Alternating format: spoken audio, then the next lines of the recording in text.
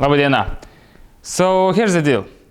For the past week I was working on this vinyl record storage cabinet, but as you can see it's not finished yet, so hopefully I will finish it up on the upcoming week and the video should come out then. Last week I finished one special epoxy lamp and that's one of my best works yet, but I haven't received the beauty shots from the photographer, so that video will have to wait as well. So today I decided to give you a bit of a workshop update because quite a few things have changed for the past 2 to 3 months. So let's go. First of all, I would like to start with the white belt sander. So if I'm not mistaken, I brought this machine into the workshop at the beginning of November. So the first thing I did, I made it usable. So first of all, I ran some ducting. I made an extension to my dust extractor, and then I ran a power cable as well as the pressurized air. And this task on itself took like 2 to 3 days. Well, anyway, let's move on. Okay, so please don't mind my wood chips. There's quite a mountain already. Well, anyway, let's look up here. So if you remember, I used to have a lathe at that corner. There used to be a table saw, smaller one, and a shaper over here. But I had to sacrifice this space for the storage, obviously. So I moved those machines, well, most of them. The lathe still doesn't have any spot in this workshop. Well, anyway, so I moved those machines over there, but the problem was that that area of the workshop had no power nor any dust collection. So to make those running was quite a task. I will talk about this zone in a bit, but first of all I would like to talk about the welding room, which actually used to be my welding room. So the reason is that I've converted the welding room to the painting booth because that was a bigger priority at this point, and yeah, honestly it was one of the hardest decisions I had to make in this workshop. So yeah, I'm really missing the welding area, but having a painting booth is a game changer. First of all, sorry for a bit of mess in here, but actually that's how we roll. That's an everyday appearance of the painting booth. There's a bit of cured lacquer dust on the floor, as always, but we vacuum the floor from time to time, at least once a week. Well, anyway, here's the exact painting wall. I think that's how it's called. Well, anyway, all of the dust and fumes are sucked through that wall. So when you put your pieces you want to spray lacquer or spray paint, all of the residue and overflow goes directly into that wall. And I'm getting fresh air through this pipe, and when I turn on the fan,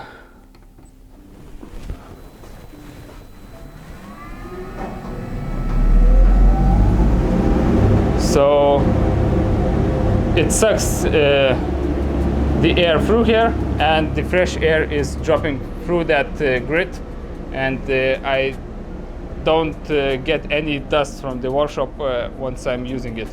So that's really neat and great. The only problem is that the air is coming through the outside, so it's rather cold.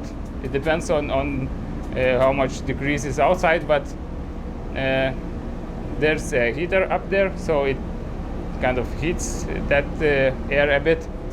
And ideally I should have some sort of a heater preheating the air coming from the outside, but it's good enough for now.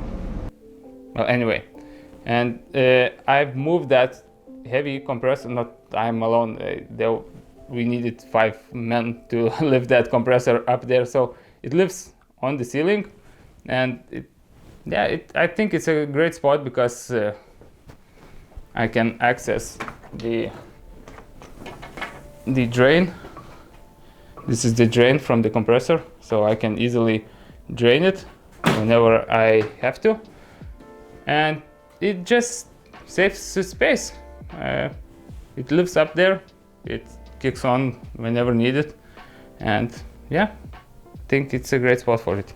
Well, anyway, let's get back to those machines on the other side of the workshop. My honest apologies for not documenting those works on camera, but I was in a rush and it was hell of a mess in this workshop, so I didn't want to ruin my camera, and I just felt that I needed to do as quickly as possible. But anyway, I have documented the ducting installation as well as the power installation for these two units, so let's jump into that video. My initial idea was to just remove the 45-degree elbow and replace it with a Y-shaped joint and extend the ducting to the right side of the workshop. But shortly after I realized that it's a rather dumb decision, because this Y-shaped joint shouldn't be placed at this orientation. It would probably work just fine if the dust collector would sit under the ladder, but at this setup it will not work. I mean, it would work, but it wouldn't be efficient, because the chips would probably start falling downwards instead of going upwards, and I would create a lot of unnecessary drag. So yeah, I dumped this idea. And that simply meant that I had to take away the ceiling pipe. Actually, I had to take apart the ducting almost all the way to the dust extractor. And that's because the Y-shaped joint had to be placed up on the ceiling, and that meant that the straight pipe will have to be shortened. So that's why I took it down. And the way I like to work is, first of all, I establish all of the difficult parts of the ducting system, all of the joints and twists and turns. And once I'm done with that, all is left to do is measure the distance between two ends and install the straight pipe.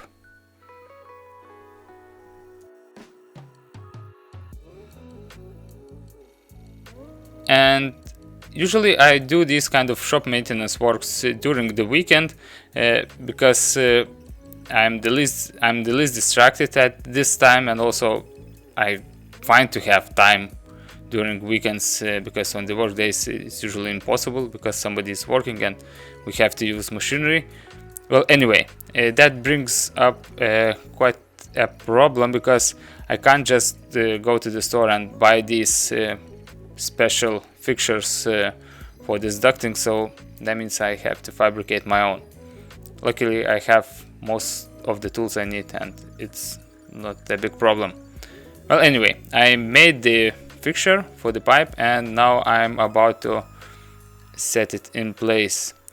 And I'm using the same kind of logic I explained before. I'm starting from the opposite side of the workshop, because first of all, I would like to establish all of the difficult joinery, if you will, and once I'm done, I will just join two ends with a single pipe. Here I'm creating that extra long straight piece of pipe, and I'm just using simple rivets, plenty of them, because as you can see, this is a really long, it's almost 6 meters, I believe. And even though it looks kind of frightening and sketchy, but it wasn't too terrible. I made a special bracket and placed it on the column. As you can see, one of the end of the pipe rests on it, and I loosened up the other end of the fixture on the wall, and yeah, the rest was precise measuring, and it worked out just fine. And of course, just for extra safety, I've added up one fixture to the ceiling in the middle of that long pipe, and yeah, I managed to do it alone.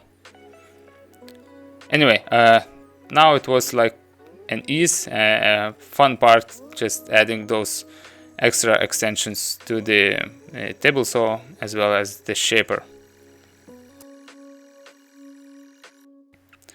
Of course, I'm not leaving that end of the ducting open all the time, so I had to create a couple of blast gates. And as you can see, the design and the whole mechanism is ridiculously simple, and I can't wrap my head around why these things cost so much. So I think I could easily call it like the second most expensive part of the whole dust extraction system, first being the dust extractor itself. Well, anyway, this design proved itself, so I didn't reinvent the wheel and made the same as I made 2 years ago. And here you can see me using some mold release, which is basically wax. So I applied it on the blast gates, and it made it slide so much easier. And once I had both of the blast gates prepared, the rest was pretty much straightforward. Just extend the pipe all the way to the machinery. And I'm not sure how about you, but that's one of the most satisfying tasks for me.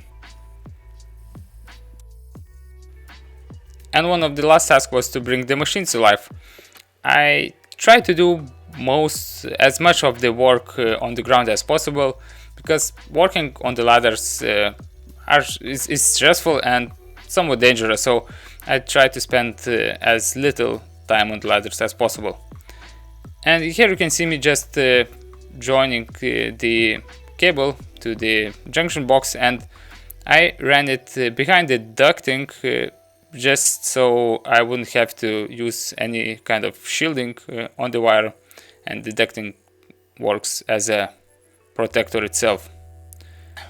And for those keen observers which are wondering how these two machines can work in such a close proximity between each other, I will explain that I adjusted the height of the working surface evenly between these two.